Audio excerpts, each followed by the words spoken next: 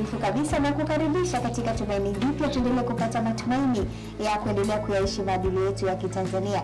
Karibu sana katika kipindi hiki, tuendelee kujifunza ama kukumbushana kuhusiana na namna gani ya kuenenda ili basi maadili yetu yaweze kuwa sawa.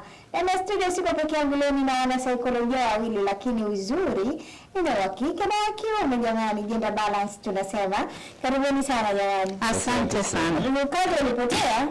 Ndio, ni changamoto za hapa na pale za maisha na nini, lakini nashukuru Mungu zilikuwa changamoto ambazo ni positive. Okay. Chanya kwa hiyo. Wanasema mapambano yanaendelea. Mapambano yanaendelea, hakuna kuchoka. Haya, hakuna kuchoka tena katika kulijenga taifa letu kuwa bora zaidi. Mwenzetu mwingine ni mwanasaikolojia ambaye tuko naye siku zote pia, Beatrice. Karibu sana. Asante. Habari za wiki nzima? Ni poa sana. Poa sana. Yeah.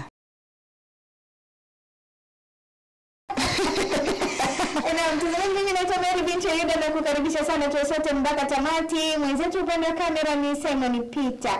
Kipindi kilichopita mtazamaji, tulikuwa tunajibu jumbe zako na maswali yako ambayo uliweza kuyawasilisha kwetu kuhusiana na masuala mbalimbali yanayohusiana na maadili. Japokuwa maswali mengi yalikuwa yanaelekea kwenye upande wa mahusiano jamani, lakini bila shaka kile ambacho ulikipata kutoka kwa Beatrice na Mr. Mosasu kipindi kile kilikufaa ama ulipata kile ambacho ulitamani kukifahamu kutoka kwao. Basi tunakushukuru sana kwa kuwa pamoja nasi. Tunakwambia endelea kuwa pamoja nasi zaidi. Tupo kwa ajili yako na tupo katika kuhakikisha maadili yanaendelea kuwa vema kabisa. Mada yetu leo mtazamaji, leo sitasoma jumbe. Leo tuko na mada, na baada ya mada hii basi kama una lolote na ambalo unatamani kufahamu, utatutumia ujumbe wako na ujumbe wako nitaufikisha hapa na majibu utayapata mbashara kabisa kupitia kipindi hiki cha Tumaini Jipya. Mada yetu leo tunasema ama inauliza, nini chanzo cha kuvunjika kwa ndoa au mahusiano? Nini chanzo cha kuvunjika kwa ndoa au mahusiano? Jamani mpo? Tupo. Ya, sana. Tupo sana. Tupo sana. Tena konki. Jamani, bora mmenipa maneno mapema hivi jamani leo. Nianze na nani sasa? Na Luka. Beatrice ananiambia nianze na Lukaje. Nimesema si muda mrefu sana. Nashukuru. Tufahamu kwanza. Pengine tunasema ndoa, mahusiano. Mwingine haelewi ni nini? Okay. Ndoa au mahusiano inahusisha jinsia mbili tofauti, mwanamke na mwanaume. Na hayo ni makubaliano ambayo chanzo chake ni Mungu mwenyewe, Adam na Hawa. Kwa hiyo hapo nafikiri tutakuwa nimeshafafanua zaidi tukisema mahusiano tunayomaanisha hapa kwenye kipindi. Yes. Mara nyingi zaidi tunasema yeyote kati ya mwanamume na mwanamke anaweza akaanzisha mahusiano. Japo psychologically au kisaikolojia imekuwa inaonekana kwamba mwanzilishi wa mahusiano au anayeomba mahusiano yawepo ni mwanaume mara nyingi. Na hii ni kwa taratibu zetu za tamaduni na namna hiyo. Lakini kiujumla ni kwamba hii ya wanawake kuomba mahusiano ipo, lakini imejificha tu. Psychologically imejificha kwa sababu ndivyo ilivyo. Yaani ni kwamba kisaikolojia mwanamke anaanzisha mahusiano tena mara nyingi tu. Kisaikolojia wanaanzisha mara nyingi sana, kisiri imejificha. Sasa ni utashi wa mwanaume kujua kwamba kama hata yeye atapata ile tunasema mvuto kwa mwenzake, akaamua kuanzisha mahusiano. Yaani anaweza kuwa anajua mahusiano haya yameanzishwa na mwanamke au na binti, lakini yeye akaamua kuvaa ule uhusika kwamba yeye ndo anayaanzisha. Na ndivyo inavyotakiwa, na ndivyo inavyo sound kwenye mioyo yao. Na hata mwanamke atalizika na kujiamini kwamba yani haitamshusha kwa kiasi hicho. Kwa hiyo mahusiano kuvunjika, chanzo cha kuvunjika mahusiano au sababu za kufanya mahusiano yavunjike, mwanaume au mwanamke anaweza kuwa pia ni chanzo. Kwa sababu yeyote hapa anaweza kuanzisha kama tulivyosema. Kabla tujafika katika chanzo Lukaga, nimuulize Beatrice hapa. Anasema mwanamke anaanzisha mahusiano lakini sio kwa mila na desturi zetu, kisirisiri. Kisirisiri. Kwa namna gani inakuwa kisirisiri, pengine tufahamu? Iko hivi. Sio wote. Sio wote. Sisi tupo kwenye dunia. Ndiyo. Ni kwamba kuna utamaduni za watu wengine, mwanamke ndo anayeanzisha mahusiano. Okay. Mwanamke akimtaka mwanamume anamweleza, wanafuata taratibu, ndo wanaoa. Mwanamke yeyote unamwona ni malikia, umalikia wake ni wa kitandani.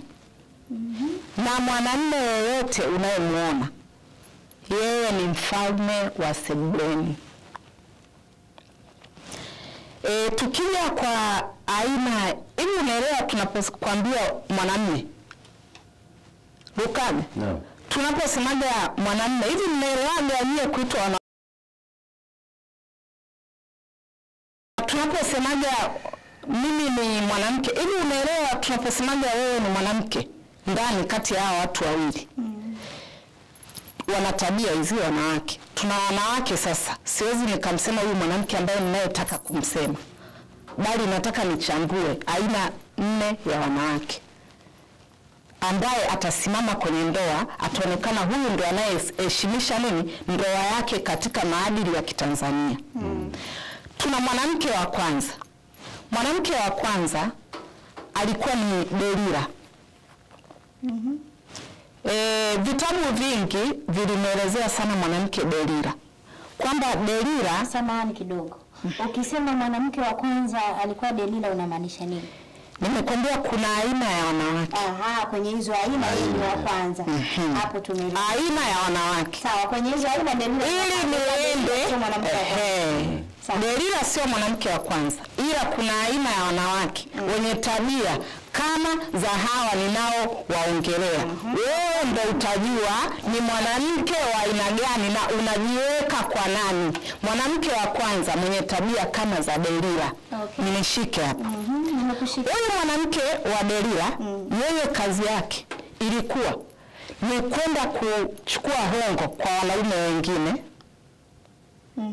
Kwenda kupeleka kwa mwanamume wake. Delila na Samsoni walikuwa ni mtu na rafiki. Lakini kuna vitu ambavyo Samsoni alikuwa anawindwa na wanaume wengine wenzake. Walishindwa mtu wa kumfikia Samsoni. Wakaamua kumtumia nani? Delila. Kwa hiyo Samsoni, akili yote ya mwanamume maana yake inakuja kutekwa na nani? Na mwanamke. Ndio maana tukakuta Delila vitu vingi mpaka leo wanaume wengi ili wapate kiurahisi lazima umtumie mwanamke. Okay. Umeona?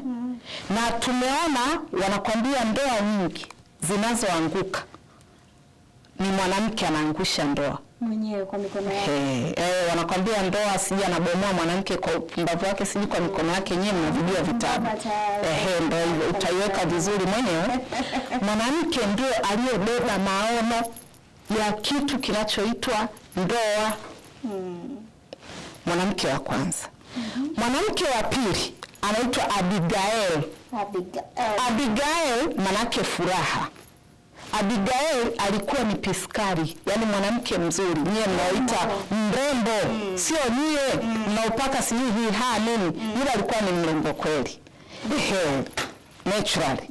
Lakini ndani ya mrembo huyo alikuwa amepoteza sifa ya kuwa mwanamke pamoja na urembo wake. Leo tunaona tunakwambia kuna mapiskari, lakini hawapiki, hawaoshi vyombo, wafanye nini? Wanapoteza sifa ya kuwa wanawake wazuri ndani ya ndoa. Kwa mfano, ulishaona mapiskari wananunuliwa magari, wanajengea nyumba na wanaume? Hapana, wale wanaishiaga kuchezewa na kufanyiwa show off na wanaume. Lakini tunaonunuliwa magari na kujengea nyumba ni sisi wenye sura za kawaida sana. Sasa ni sisi wenye sura za kawaida. Usinipeleke, subiri. Kwa sababu nini? Tuna vitu vya ziada ndani ya wale wanaume. Si ndio mwana saikolojia mwenzangu? Sawa. Huyu Delila, yeye ilikuwa kazi yake ni kumuuza mume wake. Unajua kuna wanawake leo wanauza siri za wanaume zao ndani.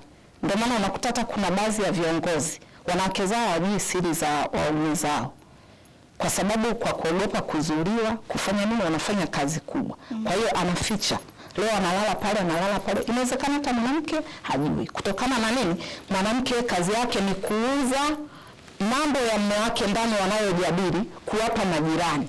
Wamesababisha wanaume wengi kuwa maskini kwa kutoa mipango na malengo yao wakijadili ndani ya nyumba. Wanawake wapo, mpaka mwanamume anaenda kutafuta nje ndio akaliwaze na mtu wa nje akatafute faraja. Haya, kwa hiyo haya nayo ni chanzo. Manake anatembeza ndoa yake kule kibakuli. Unaona? Mimi ni hivi. Wanawake hapa wapo tena wengi sana. Kwa hiyo kwa kifupi hapo, kutoa masuala yenu ya ndani kupeleka nje ni aina ya wanawake. Pili, inavunjisha sana ndoa ila bila kujua. Lakini wababa hii misiba wanayo wengi sana, ila hawasemi hawa watu. Basi naomba aseme huyu baba. Kitu cha tatu, sinikatishi. Sala. Samani Beatrice, naomba baba aseme. Okay. Kama baba aseme. Kwenye kuvunjika kwa mahusiano au ndoa. Kwanza tunasema kitendo chochote ambacho kimeanzishwa na watu kwa makubaliano alafu ikatokea kuvunjika, tunasema wote wao wanachangia. Okay. Kisaikolojia wote wanachangia. Yaani kwa mfano mimi uwepo wangu tu hapa, ikatokea nikakukosea, ukanichukia, uwepo wangu tu, hata kama pengine umenichukia bila mimi kukukosea, uwepo wangu ni tatizo. Sawa? Yaani lazima kuna namna yoyote umechangia katika ule mgogoro. Kwa hiyo yawezekana wote wasiwe wakorofi ndani, mwanamke na mwanaume wasiwe wakorofi, akawepo mmoja akawa mstaarabu, lakini bado mahusiano yakavunjika au ndoa ikavunjika. Ni kwa sababu hata uwepo wako wewe ni sababu. Ndio maana watu wengine wao tunawaambia hata kwenye session zetu walipokuwa tunafanyia ushauri kwamba usiwe mwepesi wa kutupa lawama, lazima pia uchunguze nini sababu. Kwa sababu kuna watu wengine, naenda kisaikolojia zaidi, anaweza kuwa mtu mwingine kuathirika kwake kisaikolojia, akawa anatafsiri mambo kinyume. Anapotafsiri mambo kitofauti, yani tunasema ile diseased knowledge, uelewa uliougua, unatoa matokeo yaliyougua pia. Kwa hiyo unakuta anaweza kweli wewe una hatia, una tatizo, una changamoto kama alizozisema hapa mwenzangu, lakini ukakuta kwamba reaction inakuwa kubwa ndani ya nyumba wakati una makosa. Wapo aina hiyo. Mahusiano yanavunjika kwa sababu mmoja wapo tu ndo kasimama upande wake, lakini mwingine hana makosa. Sasa tunasema sababu hasa ni nini? Sababu hasa tunasema wakati mwingine ni namna ambavyo watu wanatafsiri mambo. Kwa mfano tunapozungumzia swala la kuwa ndani, kuna kitu tunaita ile bond, kisaikolojia tunaita, yani kule tuseme tu yani kuelewana, yale maelewano. Kisaikolojia yanatakiwa yawe yanafuliwa. Maelewano? Yafuliwe. Yaani si nitumie lugha gani? Mahusiano yafuliwe. Yaani kufuliwa manake kutengenezwa. Yaani isiwe kwamba uzoee mahusiano. Unatakiwa kuyazoea mahusiano. Unatakiwa ubadilike kila siku kwenye mahusiano. Haya, tukawatie hapo mtazamaji, mahusiano yafuliwe. Kwa namna gani? Tukirejea tutakuja kupata jibu zaidi. Mara tunapata wakati mzuri wa kwenda mapumziko, usiondoke.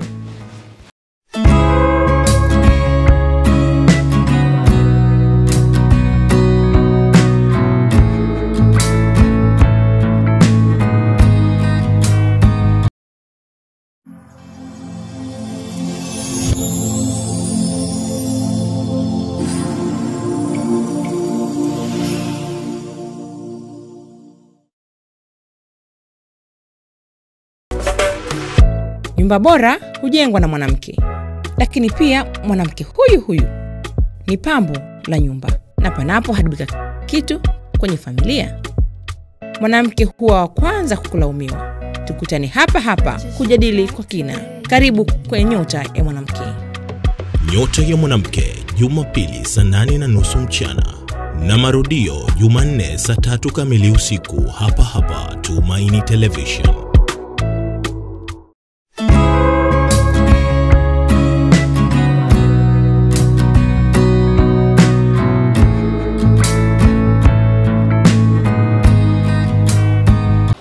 Mtazamaji, nimerejea tena, unatazama Tumaini Jipya. Karibu sana. Nambari yetu ya ujumbe inapita chini ya runinga yako, ambayo ni 0742773444. Nambari yetu leo inasema nini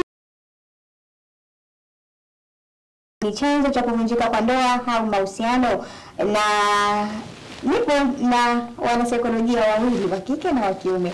Semeni Lukaga pamoja na Beatrice. Wote ni wanasaikolojia na wazazi na walezi pia.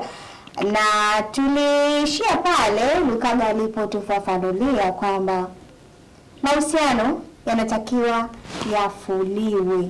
Unafahamu Lukaga, hebu tufafanulie. Naam, asante sana. Unafuaje, kwani hao ni nguo? Nimesema kufuliwa ili kuweka neno zuri ambalo kila mtu atanielewa vizuri. Okay. Kwamba wote tunafahamu wakati mahusiano yanaanza, yanapokuwa na michakato mingi mizuri. Watu akitoka mwenzie pole nyingi, amefika wapi, umefika wapi, message nyingi, yani kwa siku message kumikume nyingi na nini. Na hayo ndo maisha ambayo watu tunatakiwa tuishi. Sio inatoka saa 1 mpaka saa 12 hujajua mwenzio kashindaje na maisha gani na nini. Hayo maisha kwa nini mwanzo wao yanawezekana, alafu kadri muda unavyokwenda haya maisha yanashindikana. Na yanaweza yakashindikana kwa sababu ya maadili pia kuvunjika mle katikati, maadili kuharibika.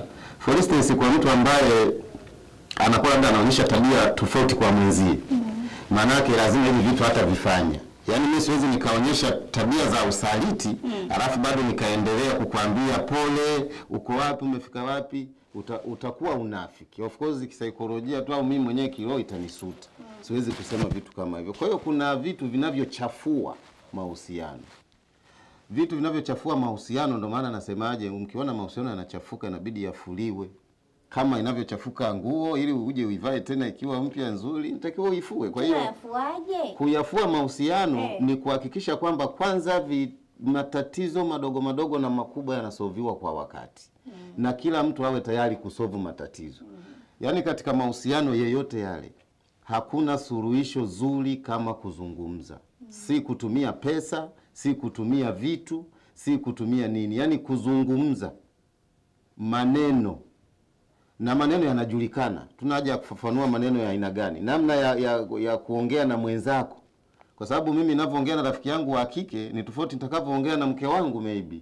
Kwa hiyo kuna lugha utakayotakiwa kutumia, mazingira utakayochagua ili kuzungumza lile tatizo, na kuhakikisha kwamba unachoongea wewe unamaanisha kutoka moyoni. Kama unaomba msamaha, uwe msamaha kweli. Hauna udanganyifu, na unahakisha pia mwenzio anakuwa katika hiyo level uliyopo wewe. Huko ndo kufua mahusiano. Ikitokea tatizo tusikae kununiana, inatakiwa tuuliza hapa kwa nini imetokea? Tusameheane, maisha yaendelee. Ili kuepuka kama mwenzangu alivyosema wakati mwingine kutoa matatizo yako, umepata tu matatizo leo ndani, umeshaenda kusema kwa jirani, umeshaenda nje. Unapewa ushauri wa kuja kuharibu na kuvuruga.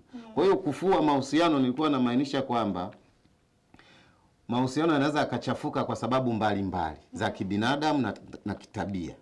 Kwa hiyo kufua ni kusuluhisha kwa muda mwafaka. Limetokea, tusisubiri, tunalimaliza, maisha yanaendelea. Na wapo watu wanaoishi hivyo na maisha yanaendelea yanakuwa mazuri. Okay. Yeah. Haya, twende tutazame chanzo ama sababu nyingine ya kuvunjika kwa ndoa ama mahusiano. Kwako Beatrice. Sasa hapa tunataka tumuongezee mwanamke anayeitwa Sara. Naye yupo kwenye vitabu. Sara yeye alichokuwa amekosea kama mwanamke mwenzetu ni kuchukua mwanamume wake kumpatia mwanamke mwingine azae naye. Hali Sara akijua ahadi yake ya kuzaa ipo kwa mume wake Ibrahimu. Kutoka kwa nani? Kwa Mungu. Leo hii tukianza kuangalia katika maisha tunayoishi, wanawake wengi wanakasirika kuongezewa wanawake wa pili. Lakini ukianza kuangalia ndani, sikiliza, hakuna kitu kama hicho. Ukiangalia kwa undani zaidi, sikiliza Mary, nisikilize. Kwa nini iliruhusu? Kwa nini iliruhusu? Kuna vitu ambavyo vilikuwa havitoshelezi baina yake yeye na mwenzake. Ndio maana kunatokeaga na akili ya mbadala. Maana ya mke mwenza imeanzia hapa kwa Sara. Unapoishi wewe mazoea na ile hali ya kuto kuingia kwenye mfumo wa mwenzio. Tunahitaji wanawake wote tuingie kwenye mfumo wa mwanamume ili tuwe pamoja. Lakini utakapoanza kuona wewe unakaa kwenye mfumo wako naye mwenzako anakaa kwenye mfumo wake, maelewano huwa yanakuwa hamna. Unaweka yakinifu ndani ya kichwa cha mwenzako kutafuta mbinu mbadala. Ndio maana tukajikuta nini? Sara ameangukia kwenye mawazo mabaya. Kuwa mimi inawezekana ndugu wananisema, inawezekana mimi nina kasoro. Bora Ibrahim nimwambie alale na kijakazi ili kwa ajili ya kupata nini? Mtoto. Alisahau kuwa ahadi yake ipo kwa Mungu kuwa yeye atakuwa na nani? Na Ibrahim. Tunaposema uvunjifu wa ndoa, ndoa iheshimiwe na watu wote. Inaheshimiwaje na watu wote? Ni mama na baba kukaa kutafakari walikotoka, walipo na wanaokoelekea ni wapi. Ndoa haihusishwi na watoto. Leo kuna ndoa baba akisema ngii na watoto wanasema ngii. Ndoa ni vurugu, haina watoto, haina nani. Unaona? Kwa hiyo hapa mimi ninachotaka na kuja aina ya mwanamke wa 4. Ndo ambapo tunapotafuta suluhu. Mwanamke wa 4 ni yule mwenye Mithali 31. Inasemaje? Mwanamke mpumbavu huivunja nyumba yake, bali mwanamke mwerevu huijenga nyumba yake. Unaijengaje? Kwa mkono wako mwenyewe. Ndio maana nikakwambia mwanamke ni malkia wa kitandani, mwanamume ni mfalme wa sebuleni. Tunaposema mwanamke ni malkia wa kitandani, wa chumbani. Sema wa chumbani biti.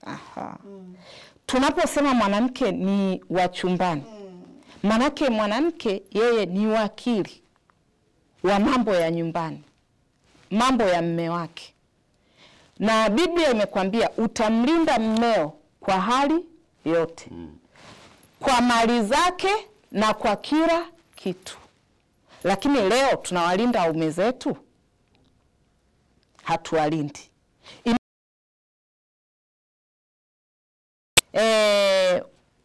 Mwanamume mkishaishi kuna mipaka. Kuna mipaka ambayo haitakiwi mwanamume avukishwe, avukiwe. Mungu wangu. Yaani mwanamke asivuke mipaka. Asivuke mipaka. Na kuna mipaka asivuke mipaka ya mume wake. Na mwanaume pia asivuke mipaka. Mipaka yenu unaifahamu ambayo mwanamke hatakiwi kuvuka? Mimi nafahamu. Hebu tuambie kwa faida ya mtazamaji. For instance, kuna mambo ambayo kuna mambo ambayo inapaswa tuzungumze, tuelewane wote, sawa? Alafu tumalize, tufanye kama ni jambo la kukubaliana. Lakini kuna mambo ambayo upaswi pengine kujua. Yaani ni siri ambayo ina faida, siku ikija kugundulika unipigie makofi. Sawa? Kuna siri ambazo unaficha, siku ikigundulika tunagombana. Hiyo sio hiyo inakuwa nje ya hichi tunachokizungumza. Siri, kwa mfano nina mambo yangu nafanya na ratiba na nini, kama ulivyosema tunafanya kazi tofauti tofauti wakati mwingine. Mimi kunilazimisha nikwambie ambacho nimekuambia nitakwambia baadaye, ukanilazimisha ni kuniingilia kwenye mipaka. For instance, kuna mambo mtu anafanya kazi ofisini ni confidential. Haitakiwi siri hiyo, hata mfanyakazi mwenzie hatakiwi kujua. Wewe unanilazimisha ufahamu. Ni mfano tu mmoja wapo wa kuingilia mipaka. Sasa mtu mwingine anaweza akasema labda kurudi nyumbani saa 7 ni mwanaume anaruhusiwa. Sio hivyo. Kwamba umeingilia mipaka kumwambia, mwanamke ameingilia mipaka kumwambia mume wake kwamba kwa nini unarudi umechelewa. Hiyo ni haki. Lakini tunasemea kuna mambo ambayo katika furaha yenu, katika kuishi kwenu, kuna mambo ambayo inapaswa pia ujue ili huwa hapendi. Lakini si kwa ubaya. Ili huwa hapendi. Ili huwa hapendi. Ukishajua hivyo basi inatosha. Kwa mfano kuna wakati mwingine mwanamke upaswi kumtania mumeo kama unaona kweli utani unaleta madhara. Sawa? Sio kwamba utani lazima uwepo tu. Kuna muda mwingine utani unaweza ukaleta madhara. Kama unajua hivyo mara nyingi, acha. Lakini kitu cha kuongezea hapo, nataka kusema tu kwamba watu wengi tunakataa tulipokwisha pafahamu. Sawa? Alafu tunakimbilia au tunaenda kupenda tusiko-pajua. Sasa hii safari hii saiko, huu mzunguko huu unaleta shida sana. Mimi nimesha kufahamu mazuri yako, nimeshaona na madhara, basi mazuri naweka pembeni na dili na madhara. Alafu nikisha stiki pale nikaona kabisa ni shida, naenda natafuta mwingine. Yule mwingine humjui. Ujui. Anaacha kutengeneza pale palipo. Anaacha kutengeneza pale ulipokwisha jua. Ili maisha yaendelee, unaenda ugenini. Kule ugenini nako ina maana unaenda kwanza upya. Utakutana na mazuri na mabaya. Sasa hiyo safari yako niambie kama itakuwa ni aina hiyo. Na mwanzoni unaweza kukutana na mazuri tu, mabaya usiaone. Yeah. Ukaingia kichwa baadaye ndo unakuja kugundua kuna shida. Yes. Sasa na huyo nayo ukiona kwamba hapana sio sawa, ukaondoka. Sasa hii dunia ni asili. Hii dunia ni nature. Okay. Yameumbwa mazuri, watu wanatenda mazuri, watu wanatenda mabaya. Kwa hiyo ni bora ukastiki hapo ukatengeneza. Jamani, mimi siku zote nawaambiaga, mimi huwa sistuki na maisha. Ustuki na maisha. Kuna aina, sio unacheka. Mimi binafsi sishtuki na maisha. Kwa nini wewe kustui ndugu yetu? Kuna wanaume Meli wakipata hela, nyumbani hawafiki, mnavurugana, mawasiliano hamna mpaka zitakapoisha hela. Sasa mimi mwanamume wa aina hiyo sishtuki naye. Okay. Pia sishtuki na mwanamume. Kuna wanaume yani pana mtihani. Mwanamume akimwona mwanamke tayari ameshastuka. Sasa huyo unategemea ndoa itakuwaje? Ndoa inaharibiwa na vitu hivi viwili. Cha kwanza, mtu mwenye mshtuko. Hususan mwanaume. Sema tu Mimi nasema cha pili, Bita, muda wetu una yoyoma. Malengo ya mwanamume. Okay. Basi unaweza kuwa naye kwa muda mrefu lakini hana malengo. Hana cha kujadili, anazunguka.